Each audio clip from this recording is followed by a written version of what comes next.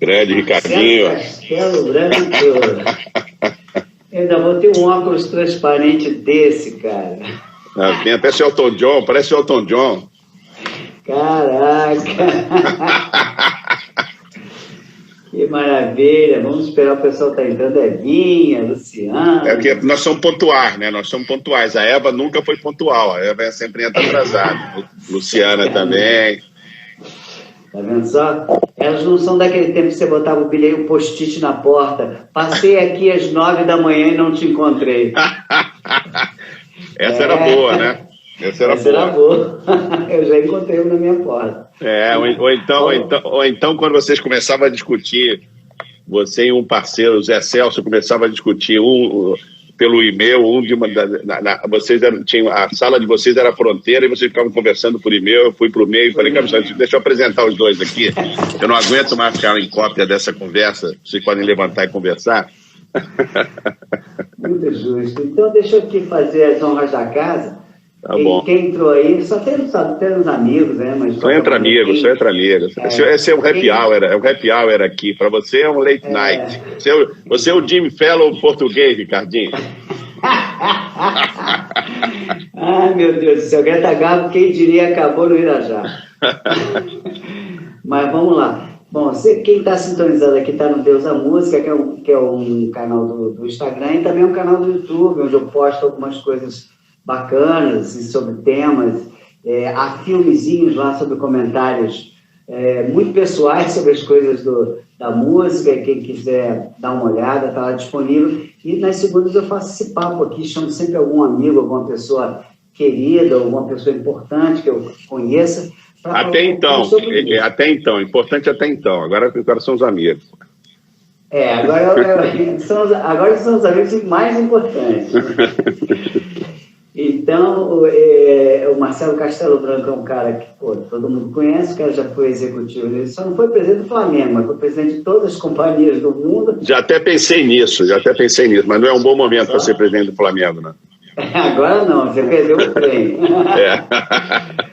Perdeu o comboio, né? Exatamente. Enfim, Marcelo já foi presidente de várias companhias, principalmente da Universal Music, tanto no Chile, no Brasil, quanto na Península Ibérica. Também esteve na Warner Video, também, e atualmente, né, Marcelo,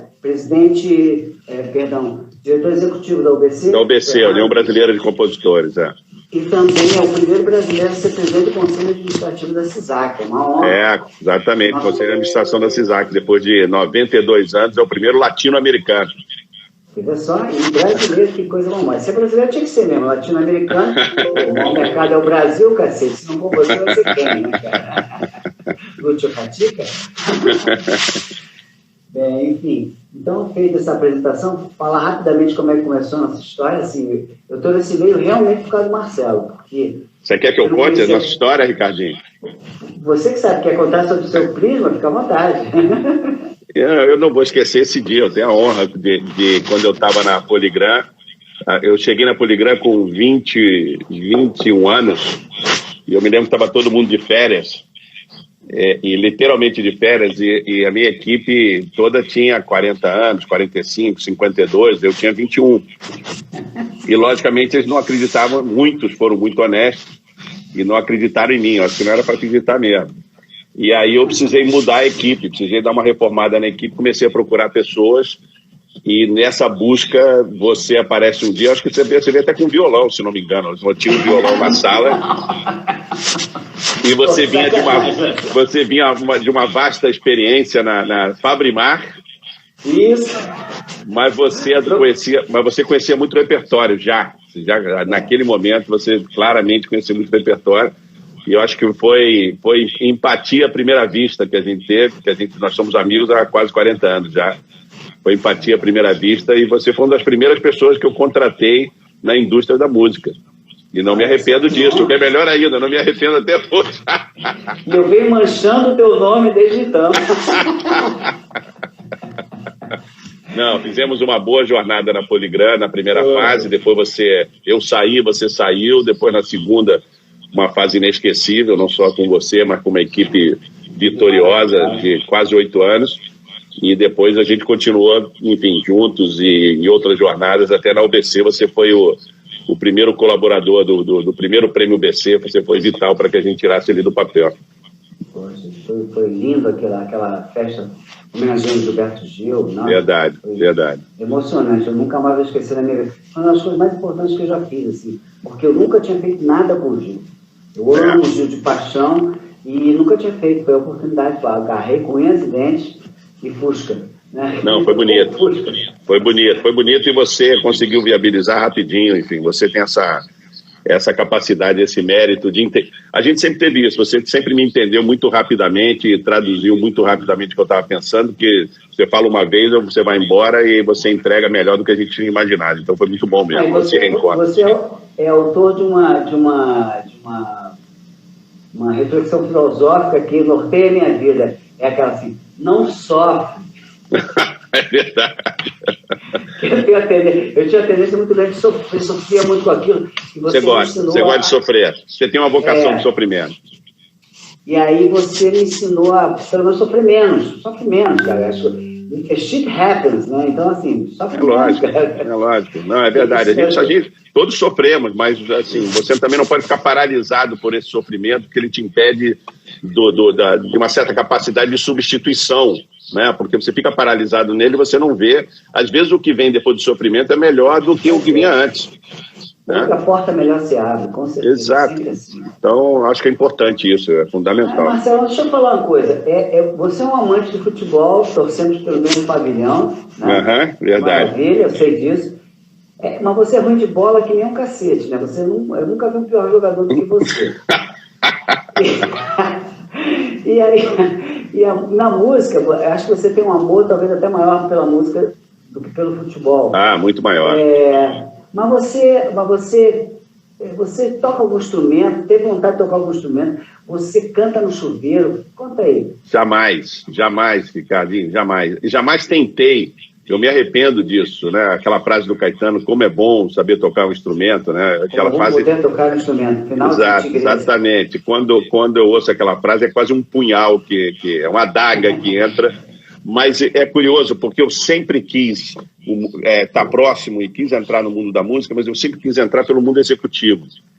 Eu nunca... Sempre quis mesmo, desde os 14 anos. Eu sempre me imaginei no mundo executivo, nunca me imaginei... No mundo executivo criativo, você me conhece, né? No mundo executivo criativo. Eu nunca me imaginei tocando um instrumento, enfim...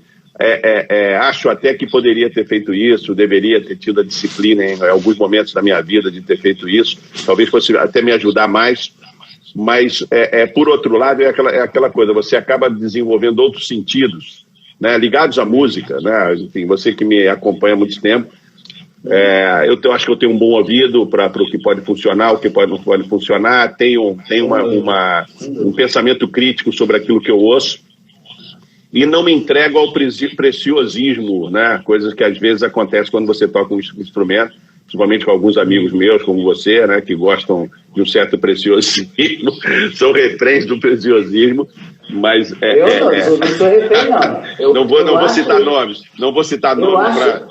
Eu acho erro bonito, eu acho que existe erro bonito. Eu me lembro que quando a gente estava no auge do axé, e com aquele conceito de gravação espetacular que foi desenvolvido pela Universal, pela Poligram, pelo Max, por você, pela equipe criativa, algo que me incomodava porque era perfeito demais, né? Assim, eu fui criado na adolescência com os bootlegs, com os álbuns ao vivo, que fora do Brasil a gente sabe que nunca foram importantes do ponto de vista de vendas, foram importantes do ponto de vista histórico, de registros históricos, mas nunca, sempre foram encarados como subproduto. E aquela imperfeição tinha um poder magnético sobre mim. Depois, quando a gente começou a gravar, principalmente os discos de axé, porque os próprios discos de MPB gravados ao vivo, você se lembra, aqueles do Temporada de Verão, eram discos absolutamente imperfeitos. Né? Praticamente amadores alguns. Exato, o registro, a captação, e depois que a gente começou a impor aquela qualidade, que foi a qualidade que diferenciou a Universal e a Poligram, desde antes da Universal, o padrão de qualidade, né, que foi uma defesa do Max, que era uma extensão dele do tempo da Som Livre, da obsessão do Max com TV Globo, quando o TV Globo ainda tinha esse padrão Globo de qualidade, ou tinha essa obsessão também.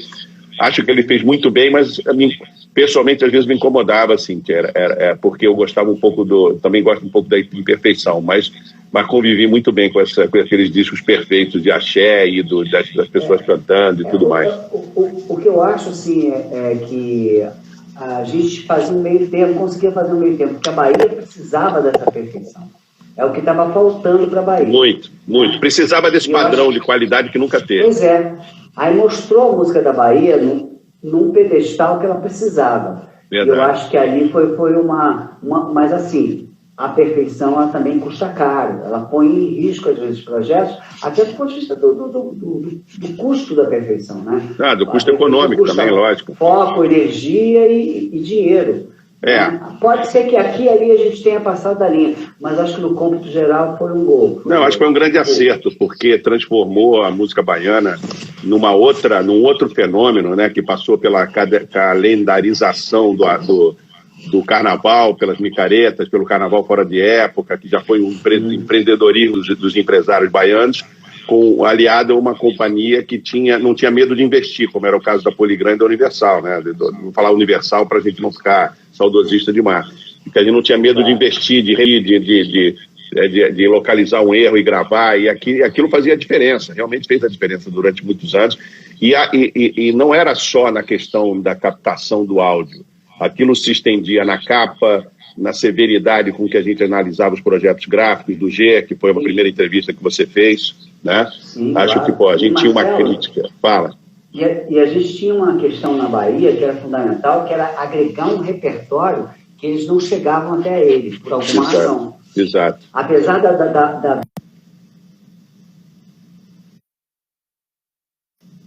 Pronto, voltou, pode falar. Você que sumiu aqui. Estou te ouvindo.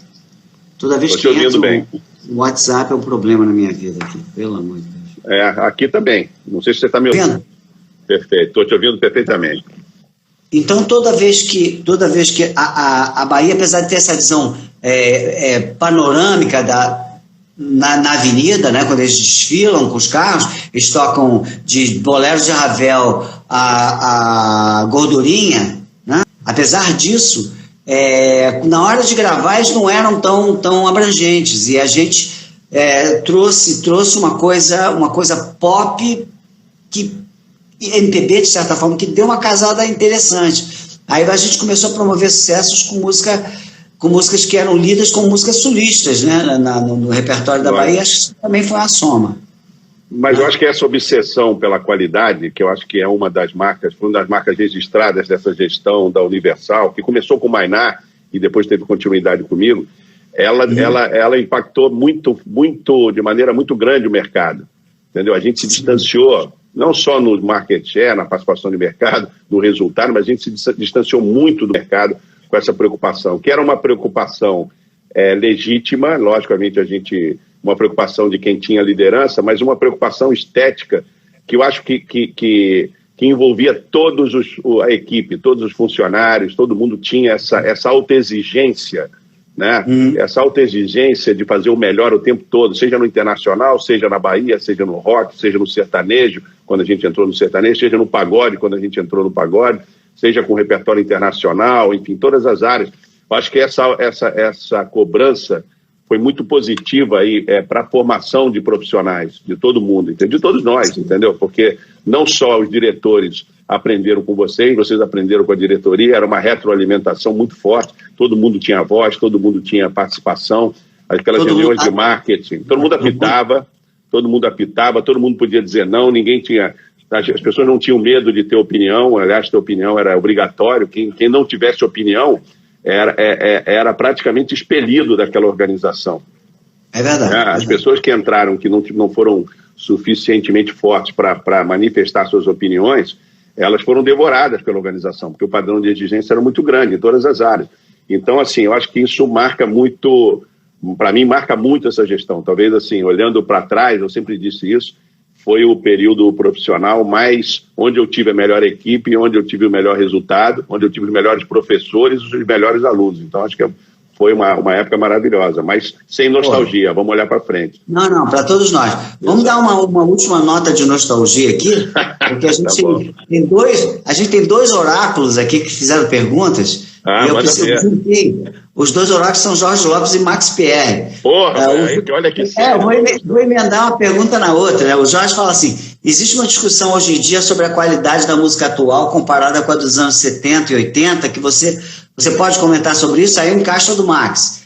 Ainda existe esperança para a música brasileira? É a cara do Max essa pergunta.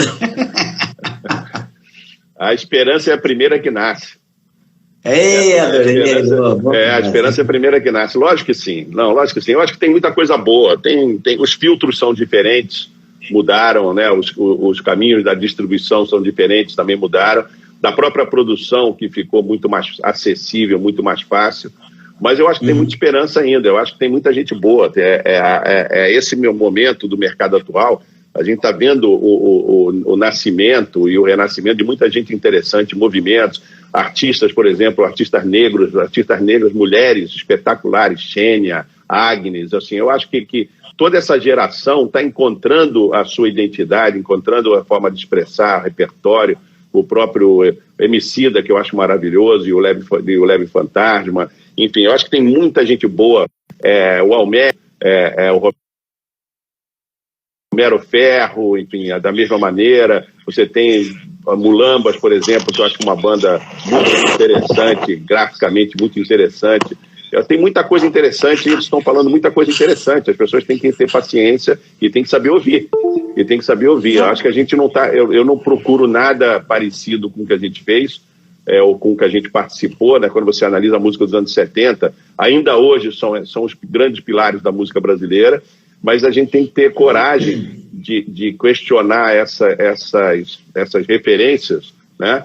E deixar esses artistas aparecerem e fazerem o seu trabalho. A própria indústria, acho que tem que apoiar muito mais, e está apoiando agora de novo, eu sinto isso, entendeu? Está mais próxima, os filtros mudaram, a indústria voltou a ser investidora. Eu vejo de novo com a questão do streaming e com a melhor saúde do mercado, as companhias voltaram a estar mais capitalizadas e voltaram a investir em produto, investir em artista, investir de novo em desenvolvimento de carreira. Então, eu acho que tem que ter esse olhar positivo. Lógico, assim, ninguém quer repetir nada, ninguém quer fazer o que já foi feito, até porque o mundo é diferente hoje, tem outras coisas. É um momento hoje, por exemplo, no Brasil, é um momento... muito propício para um artista de verdade se criar, porque são nesses momentos que os artistas de verdade se criam e estabelecem a sua comunicação e mandam a sua mensagem. E eu, nesse sentido, eu estou com bastante esperança. Eu estou vendo muita gente fazer um trabalho que me atrai, que me cativa, né? E acho também que passa por esse desenvolvimento. A gente tem que lembrar que, na nossa época, a indústria era mais paciente do que é hoje, né? Era bem mais paciente, a gente esperava mais o artista encontrar sua identidade. Quantos exemplos a gente pode falar aqui? O maior deles talvez a Cássia Eller, que a gente esperou quase 10 anos. É verdade. Ninguém nunca teve dúvida do talento dela, mas ela só estourou depois de 8, 9 anos.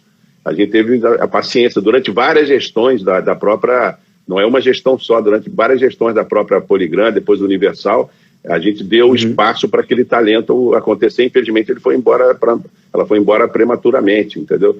Mas, assim, eu acho que tem que ter essa paciência e ficar junto e ajudar, entendeu? Agora, Marcelo, você não acha que... Você tem razão em tudo que você falou, concordo com tudo. Agora, você não acha que hoje em dia a gente... Está me ouvindo bem? Estou te ouvindo bem, estou só apertando aqui que estava saindo da minha orelha. A gente não está num tempo Andy Warhol demais, assim, no sentido de que a gente tem muito menos tempo para estabelecer carreiras, nomes, repertório do que a gente tinha, e as coisas se renovam. Isso não é uma reclamação, é apenas uma constatação.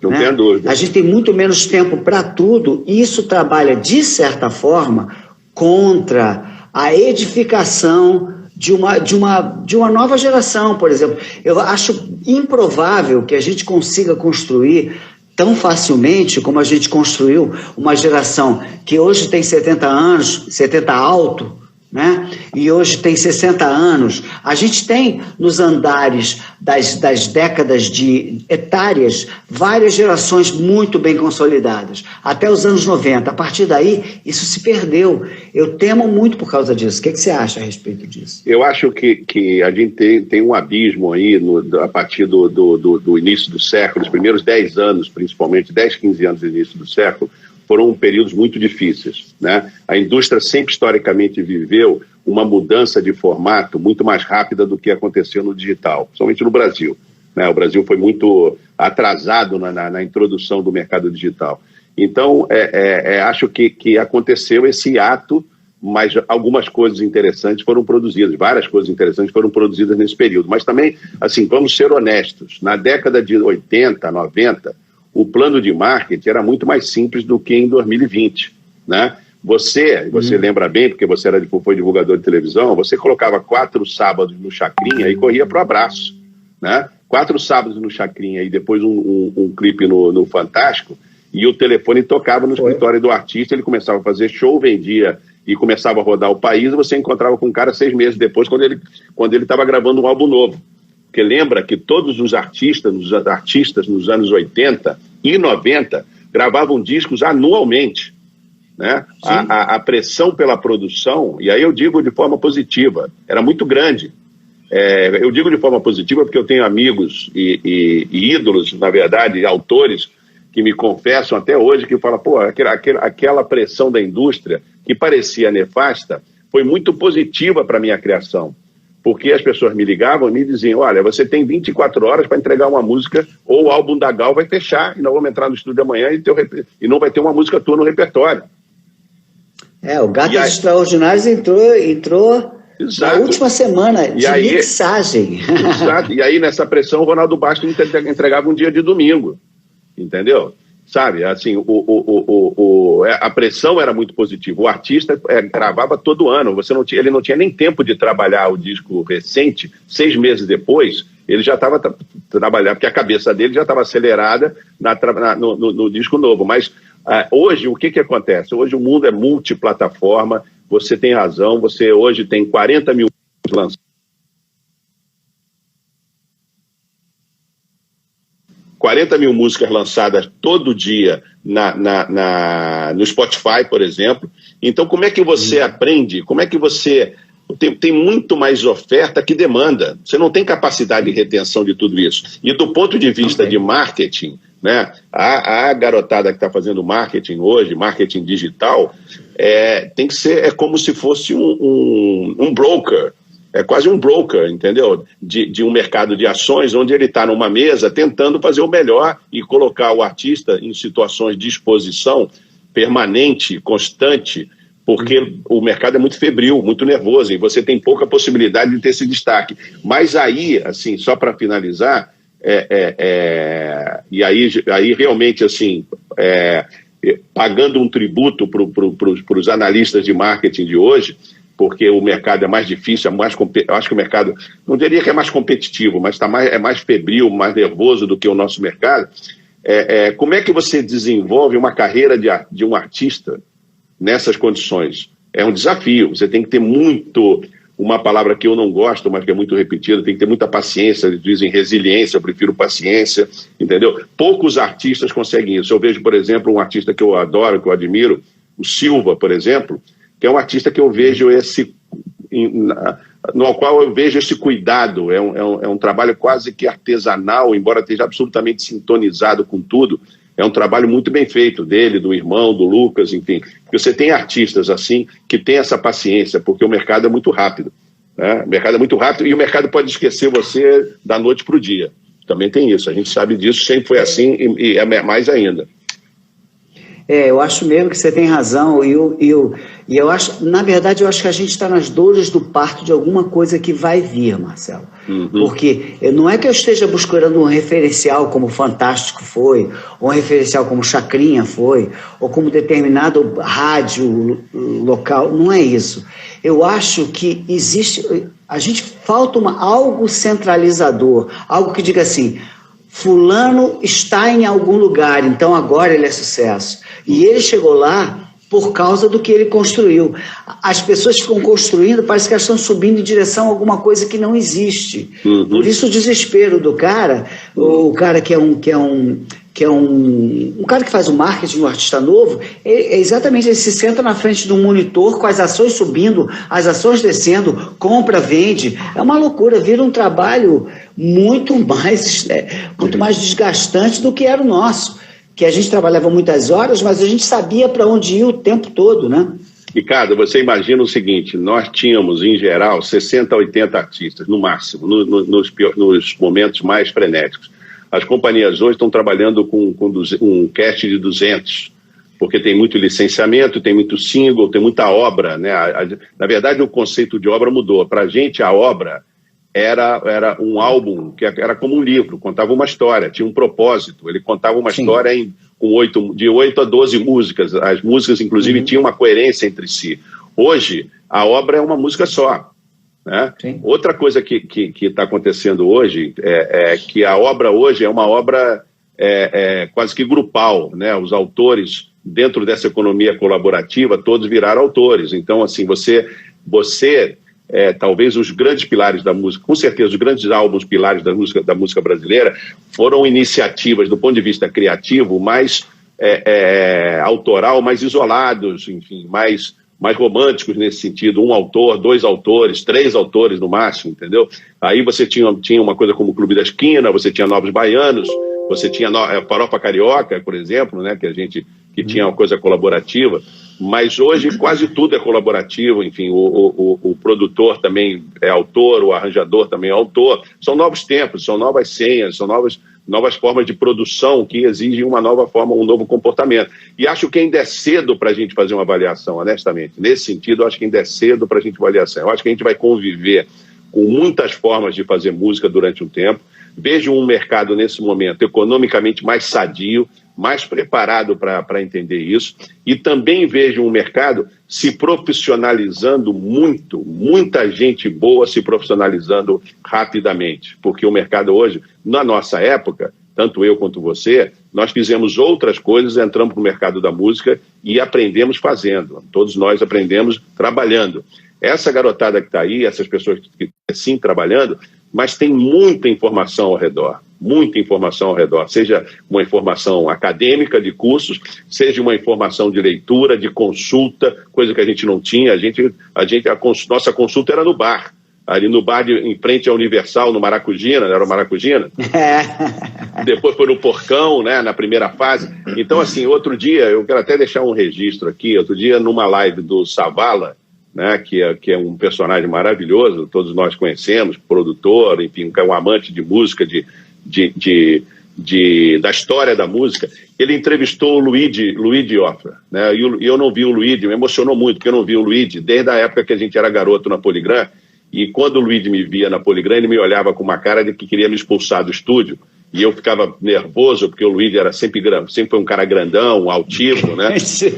Eu falei, pô, ele vai me expulsar do estúdio, o que esse garoto está fazendo aqui? E embora eu tenha trabalhado na gerência artística com o Menescal, né? Eu nunca também me interessei, talvez voltando à tua primeira pergunta, eu nunca me interessei em produzir um disco, mas eu queria estar dentro do estúdio, eu queria acompanhar a produção, me interessava pelo acompanhamento. E aí o Savala perguntou para ele, Luigi, quantos álbuns você foi técnico, você coproduziu, você produziu, você estava dentro do estúdio, que o Luigi foi gerente dos estúdios da Poligram, que eram 2 estúdios, que o Max Pierre quis preservar, e hoje, olhando para trás, a gente vê que ele tinha razão, né? Mas são as histórias de uma multinacional, e a gente tem que fazer o que tem que fazer, mas enfim. Mas o Luigi estava ali, o Luigi fez uma cola e citou 80 nomes, Ricardo, 80 nomes. E cada nome que ele citava era mais importante do que o anteriormente citado.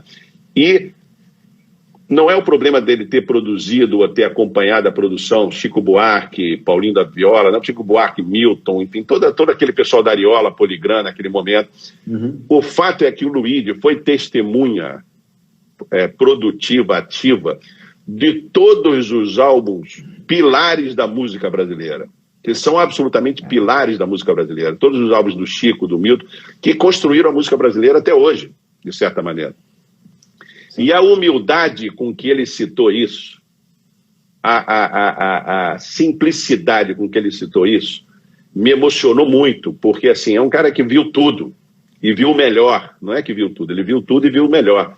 E absolutamente de maneira simples ele falou, eu fiz isso, entendeu? Eu realmente estava lá, entendeu? E eu acho que isso, assim, a gente precisa trabalhar mais e contar o que faz menos, entendeu? Assim, eu acho que se é um recado que eu dou para essa geração hoje, vamos trabalhar mais e contar o que a gente faz de menos, entendeu? Porque eu acho que você tem que construir uma história.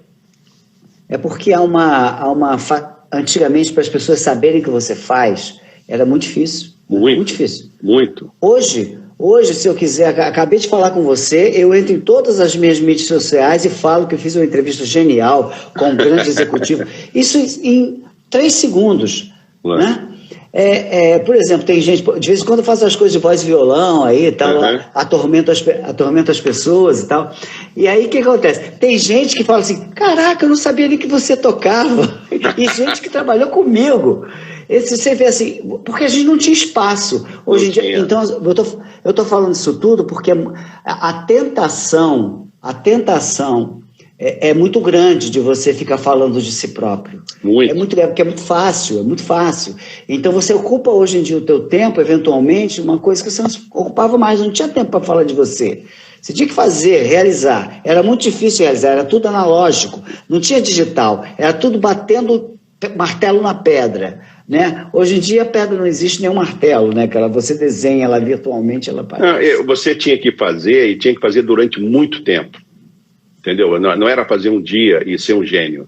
Não é fazer um mês e ser um gênio, ou fazer um ano e ser um gênio. Entendeu? O que constrói uma carreira é a longevidade. Né? O que constrói uma carreira é o tempo. Né? E você vê, a gente tem aqui, possivelmente, nessa equipe que a gente fez parte, grandes profissionais que construíram grandes páginas da música brasileira. E hoje estão em várias situações, em vários lugares e operando de uma maneira ou de outra, trabalhando de uma maneira ou de outra, mas assim, eles construíram suas histórias fazendo, não contando o que fizeram. Eventualmente eles estão contando hoje, porque depois de um tempo você começa a contar, né? Mas claro, assim, você tem que realmente tem muita coisa para fazer. O que eu diria hoje, assim, tem muita coisa para fazer, o mercado tá atrativo nesse sentido, eu acho que o mercado está pedindo. Existem condições em termos de tecnologia, em termos financeiros, em termos de tudo, e quando não existe, você tem que criar a condição e fazer, porque a gente também cansou de fazer coisas com tremenda dificuldade, você se lembra, sem ter um puto, sem ter um dinheiro, sem ter nada, apenas tendo alguém que acreditava naquele projeto, e de repente o projeto acontecia. A gente viveu todas as fases da música brasileira recente, né? Desde o cassete, do vinil, do CD e depois do streaming, e cada um impõe seu desafio, sua realidade, sua possibilidade, sua oportunidade, entendeu? Ô Marcelo, eu vou te interromper, as suas respostas não dá para cortar, né? Que você só fala coisa com coisa. Desculpa, vou falar menos. Não, minha preocupação não é isso, não. Minha preocupação é que eu acabei convocando umas pessoas para te fazerem perguntas e agora eu tenho que fazê-las. Não, faz, por favor. Então, a Leninha Brandão, que é nossa amiga, pergunta, onde você se sente contribuindo pessoalmente mais para a música, numa gravadora ou na UBC? Eu acho que em todas. Eu não gosto de me repetir. Na verdade é essa. Eu sempre procurei não me repetir, por isso que eu fui para o mundo do vídeo, do cinema. Eu acho que onde eu posso contribuir mais hoje, eu acho que é onde eu estou, né? Esse é o meu momento, é onde eu estou. Eu vi uma oportunidade, vi um distanciamento da gestão coletiva para a realidade do mundo da música e vi no momento que ela ganhou importância econômica na vida não só dos autores, mas também dos produtores, dos intérpretes, dos músicos, continuo achando que eu tenho um papel a desempenhar nesse momento, e é isso que eu estou fazendo agora, não só na UBC, como também na CISAC, que era uma coisa improvável você vir do mundo de produtor e virar o presidente do Conselho de Administração de uma confederação de autores, de 4 milhões de autores no mundo inteiro, entendeu? Então, assim, acho que isso é uma missão, e acho que é curioso, Ricardinho, o que me levou para essa contribuição foi o meu trabalho de quase 10 anos no Conselho do Grammy, que eu entendi melhor o que era trabalhar para para esse tipo de empresa, e acho que você tem um momento para você fazer isso na vida, para você, inclusive, retornar aquilo que você recebeu. Né? Tudo que eu sou e tudo que eu tenho, eu devo à música. Eu acho que é um bom momento de retornar e de ajudar determinados segmentos, pessoas, artistas, autores. Eu acho que esse momento é um momento de você um pouco devolver o que te deram, entendeu? Muito bem, Marcelo. Então, você sabe que eu moro em Portugal, já estou no meu 3º ano lusitano, estou por aqui. Felizmente, estou conseguindo trabalhar com música, acabei de produzir. Que bom, eu vi. Um sambista português que está aqui, Nuno Bastos, é excepcional. Um abraço para o Nuno, eu vi ontem que vocês fizeram. Oh, que bom, foi muito bacana. Eu estou muito contente com o disco que a gente fez em homenagem ao Ratinho, que é compositor de Vai Vadiar, de Coração de Zalim, que é português, pouca gente sabe, então é um tributo de um português para outro, e eu peço para as pessoas conhecerem, que com certeza vão gostar. Mas aí eu vou encaixar a pergunta do Tozé Brito, nosso amigo, né, que está aqui grande com a Tozé. gente. Pô, Tozé, um beijo para você e para Inês, Tozé. Pô, Tozé é demais, né? Tozé é um pai para mim aqui. Não é um pai porque tem a idade para ser pai, não, hein? Ele é jovem. É um pai porque ele me recebeu muito bem aqui. Enfim, ele encaixa aqui a pergunta se você, por acaso, tem acompanhado a música portuguesa, e caso positivo, o que você destaca do que você conhece da atualidade? Eu tenho procurado acompanhar a música portuguesa, e principalmente a nova música portuguesa, que chegou muito bem no Brasil nos últimos 5 anos, né? A gente viveu tanta dificuldade para a música portuguesa no Brasil, apesar de ter sempre grandes artistas e músicos com quem trabalhei quando tive na Espanha, e trabalhando com Tozé, inclusive em Portugal.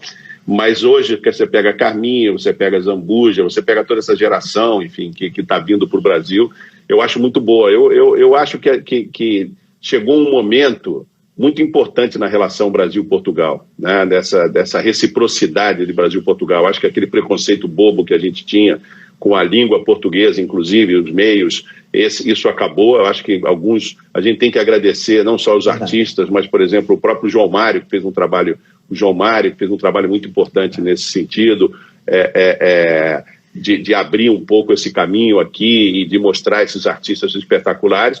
Então eu me sinto muito mais próximo hoje. Você sabe que eu tenho neto português, vou ter mais outro neto português no início do ano que vem, tem o Antônio, vou ter o Henrique daqui a pouquinho.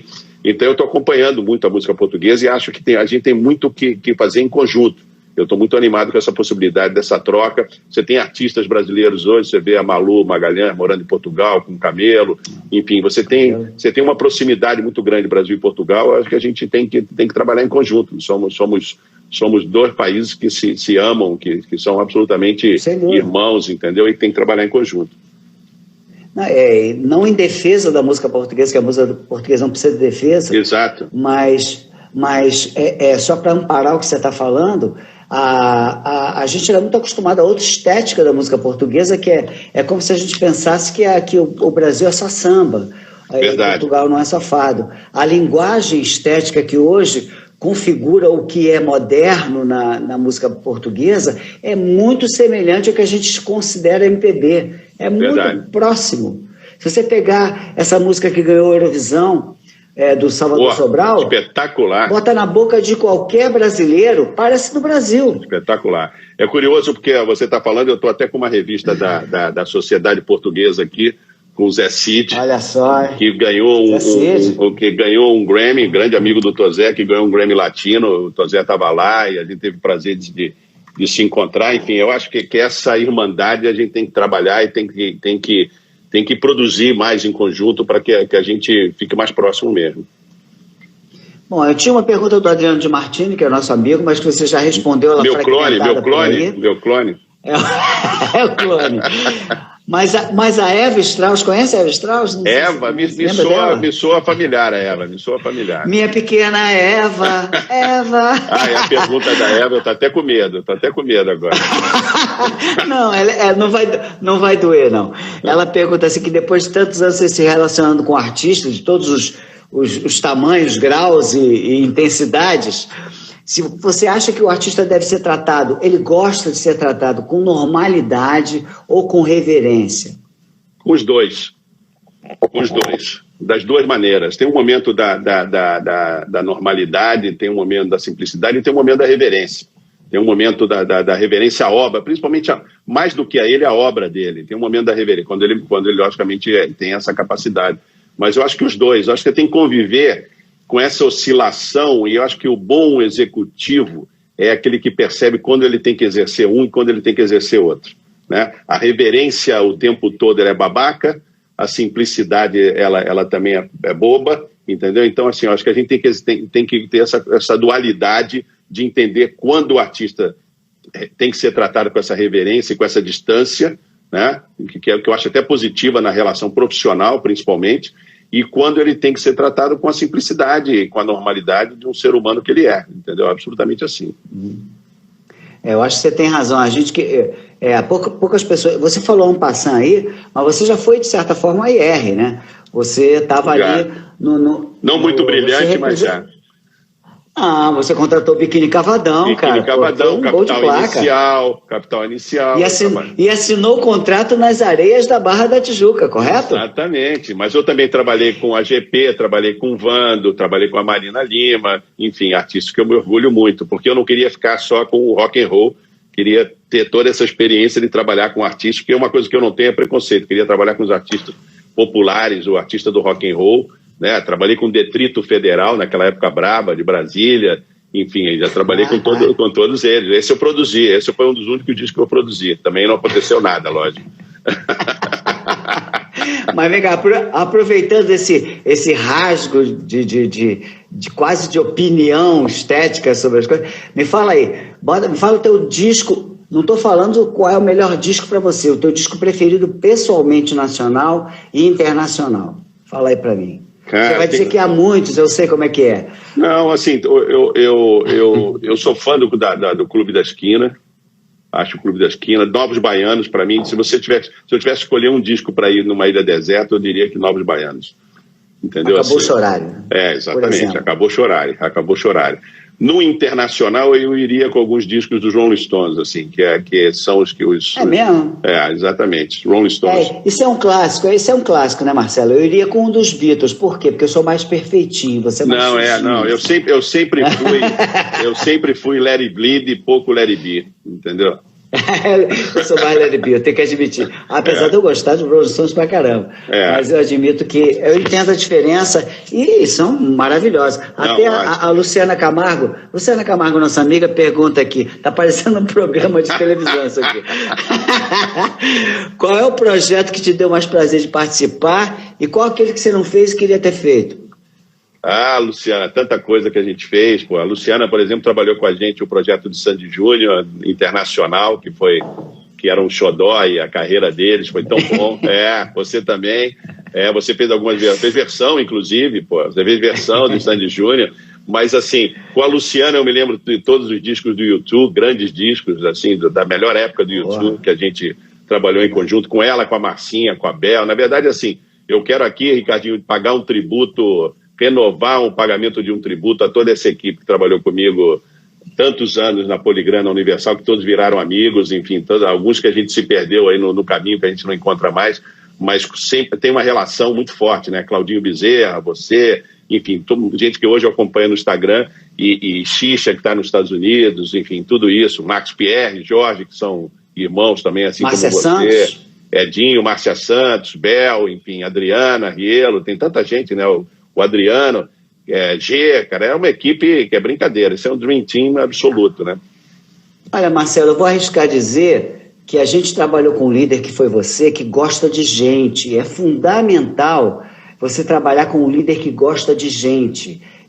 Eu não vou citar nomes, mas a gente teve experiências terríveis. Essa equipe mesmo, ainda que fragmentada, teve opiniões terríveis, experiências terríveis com gente que usava pessoas como uma maneira de construir o seu próprio sucesso. Lógico. Isso é péssimo. Isso nunca dá certo. Pode dar certo por um tempo. Verdade. Você sabe, mas nunca dá certo o tempo todo. Eu me lembro que meus concorrentes, que também eram meus amigos, né, me falavam de vez em quando, eu não consigo tirar ninguém da Universal, porque é um bloco tão compacto de pessoas, do ponto de vista pessoal, profissional, anímico, afinidade, propósitos, entendeu? Que eles não conseguiam se aproximar. eles tinham até um certo constrangimento, entendeu? Ali de se aproximar, não só na diretoria, como também na subdiretoria de que você faz parte, né? Porque assim, eu acho que vocês têm um papel fundamental ali, você, Marcinha, G, tem uma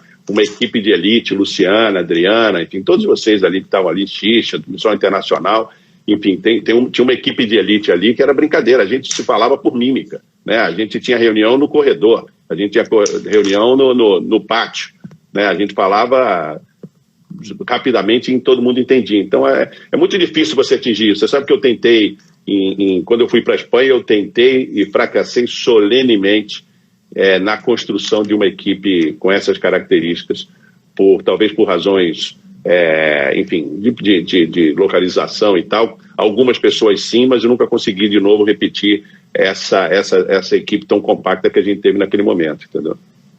Você me ouve bem, Marcelo? Muito, estou te ouvindo bem. Você está me ouvindo bem? Tá bom, porque eu, de repente, diminuiu o teu som aqui, mas não tem problema. Eu estou te ouvindo perfeitamente. Tá, estou te ouvindo perfeitamente. Pois é, Marcelo, eu acho que uma equipe é feita mesmo de... Não tem jeito, o sucesso é feito de pessoas, né?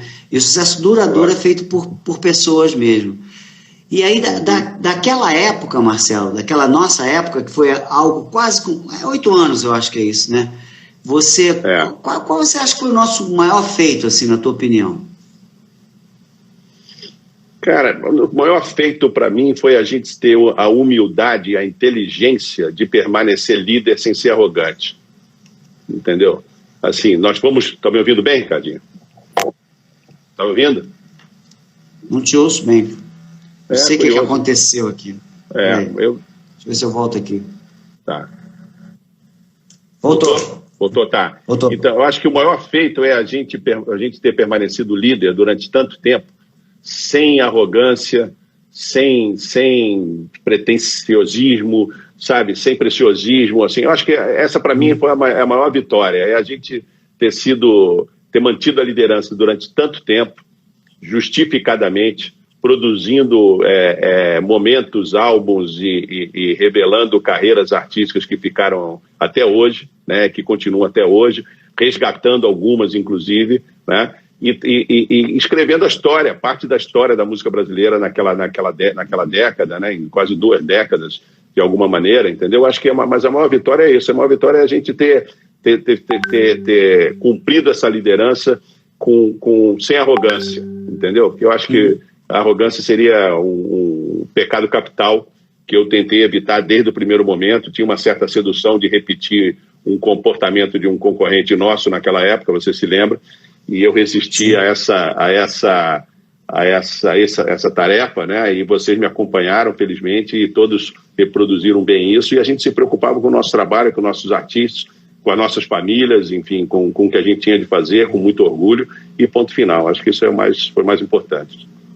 Muito bem, Marcelo. E eu tenho que fazer a pergunta do G. Se eu não fizer a pergunta do G, eu tô ferrado, o G, divide o mate com ele, pelo amor de Deus, G. Essa história de vídeo mate, depois a gente posta alguma coisa para explicar. Divide o mate com ele, G, fica tranquilo.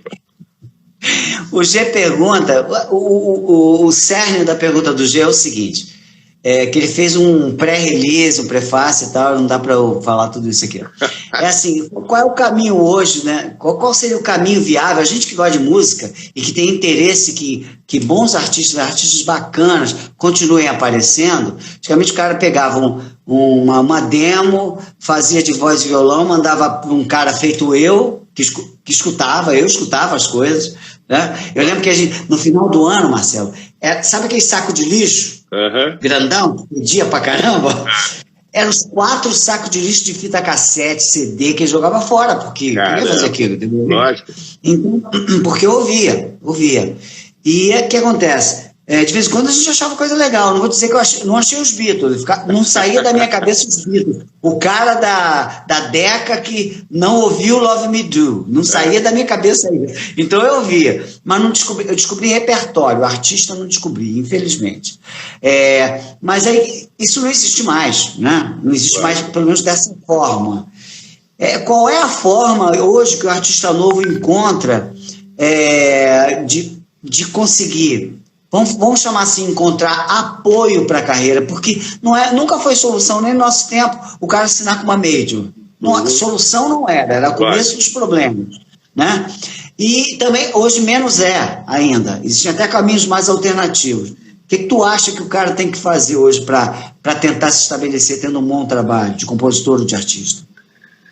Cara, acreditar muito nele, acreditar muito no trabalho dele, porque ele vai encontrar muita dificuldade, ele vai encontrar muita distração, vai encontrar muita concorrência, vai encontrar muita gente dizendo que o trabalho dele não é importante, porque talvez ele não tenha uma biografia digital, números expressivos ainda, ele tem que construir, idealmente ele tem que construir, hoje em dia eu te diria que do ponto de vista de um AR, de uma gravadora, o ideal é que ele construa uma biografia digital, que ele aconteça de alguma maneira online, para que ele possa depois acontecer offline. Mas a gente sabe de muita gente que existe online que não necessariamente existe offline. Mas ele tem que acreditar no trabalho dele. Eu acho que não mudou muita coisa nesse sentido. Ele tem que procurar alguém, uma pessoa que acredite muito no trabalho dele. Pode ser um amigo, pode ser um parceiro, pode ser uma companhia, pode ser um AR, pode ser um presidente, um diretor, pode ser um agregador, ou pode ser ele mesmo com alguém ali. Tantos artistas hoje estão fazendo as suas histórias. As histórias acontecem à revelia de tudo e, de repente, o mercado observa que, tem alguém aqui hoje com milhões de seguidores. Acontece. Você tem que saber o que fazer com essa bagagem digital para poder transformar numa coisa real do ponto de vista artístico, numa coisa que tem uma certa longevidade, numa coisa que tem uma certa relevância após aquele momento, aquilo que você falou, né? Você não pode ser só importante hoje, amanhã, e depois ser esquecida, aquela obra fica esquecida, entendeu? Então, eu acho que as dificuldades são as mesmas, são maiores aí, porque tem mais oferta, tem muito mais demanda, todo mundo é artista, o mercado foi democratizado, todos os mercados foram democratizados, do ponto de vista de opinião, todo mundo é jornalista, do ponto de vista de música, todo mundo é artista, todo mundo sabe escrever, todo mundo sabe compor, todo mundo sabe gravar, todo mundo tem um Pro Tools em casa para colocar alguma coisa, você tem segmentos hoje que trabalham dessa maneira. O desafio é grande, é enorme, não mudou, eu diria que mudou, ficou mais difícil. Quem tinha a ilusão que o mundo digital ia transformar algo as coisas mais fáceis, não ficou mais fácil para essa geração, ficou muito mais difícil. É muito mais difícil. Você falava, o Erasmo falava, vou ficar até nu para chamar a tua atenção. Ficar nu hoje não quer dizer nada para chamar a tua atenção. Tem que fazer muita coisa. Mas, aproveitando que a pergunta é do G, eu quero aqui incluir o G nesse padrão de qualidade da Universal, viu? Porque o G era foda, é foda. O G de gênio. O padrão de qualidade do design da Universal, do G, da equipe dele, era outro fator que nos separava muito da concorrência. E sabe uma coisa que o G tinha de bom, e tem até hoje, é assim, a exemplo de toda a equipe, a gente podia dar pitaco à vontade. Ele não tinha aquela coisa agitada de artista. Você falava, G, isso é uma merda, muda essa cor. Se o G sobreviveu ao Jorge Lopes, o que seria?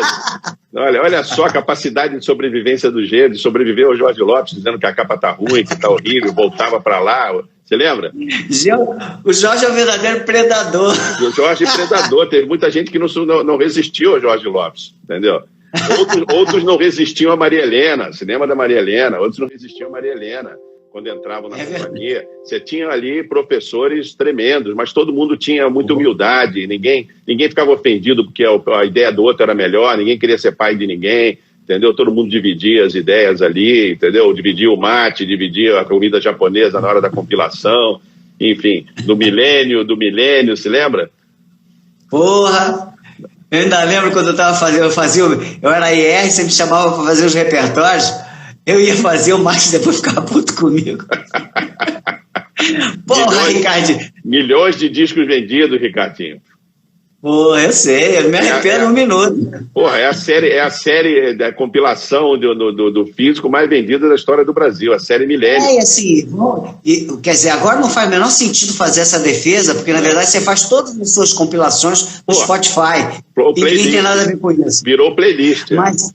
Mas havia um certo puritanismo com o negócio de compilação, e que eu montei o novo Milênio do Caetano com o Caetano no telefone. Caetano, bota essa música não, bota aquela, não sei o quê. E o Caetano achando ótimo. E quando tinha outros artistas, que eu não vou citar os nomes, cheio de, não faça por favor uma montagem minha. Quando era montagem, o sucesso que levava, às vezes, a música a uma pessoa que não conhecia o artista, que não ia comprar um disco de carreira. E acabava comprando porque conhecia. Você sabe que, por exemplo, o Jorge Lopes fez a compilação A Bossa do Caetano, que até hoje está lá no catálogo do Caetano. Eu, outro dia, pesquisando no Spotify, achei várias compilações que eu fiz, desde a minha época da Sony. E eu adorava, como adoro, o Fagner. Eu fiz 2 compilações do Fagner que estão no catálogo da Sony até hoje. Os amigos de Fagner e Fagner e seus amigos. Não fui muito criativo. Porque eu queria disponibilizar uma música que o Fagner gravou com o Ney Matogrosso, que é Ponta de Lápis, se não me engano. Ponta de Lápis, são duas. Exatamente, 2, num compacto. E aí eu acabei colocando nessa compilação. Então, assim, a compilação é o playlist de hoje, só que a gente tinha muito mais dificuldade, porque a gente tinha que pedir as autorizações, tinha toda aquela engenharia de autorização do mundo físico, que o mundo digital hoje está mais fácil.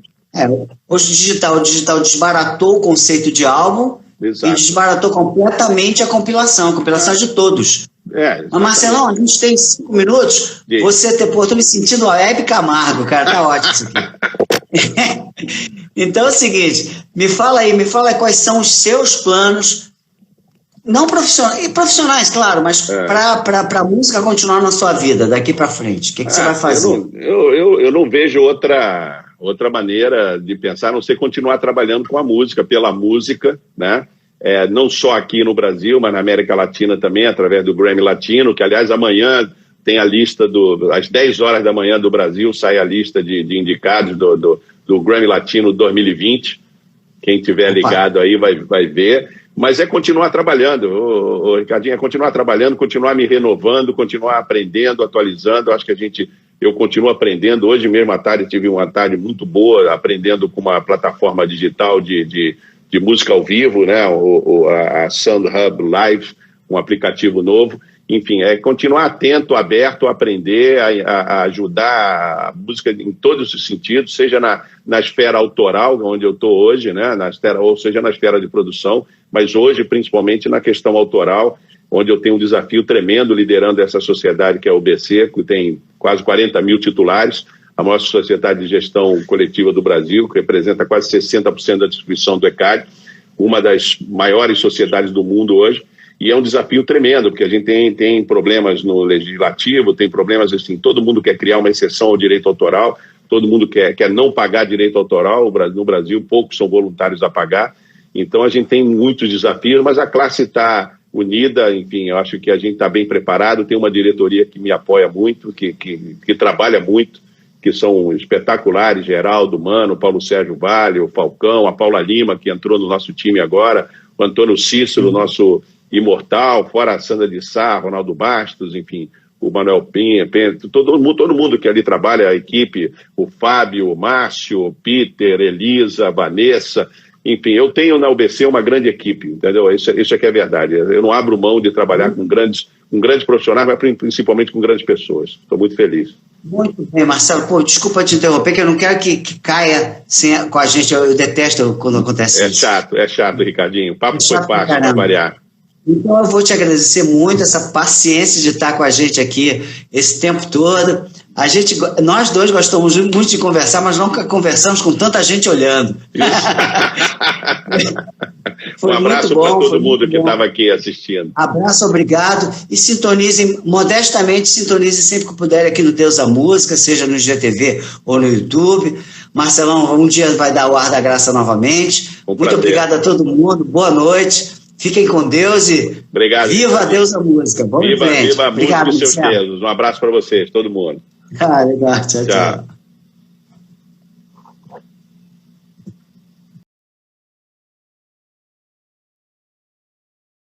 Tchau.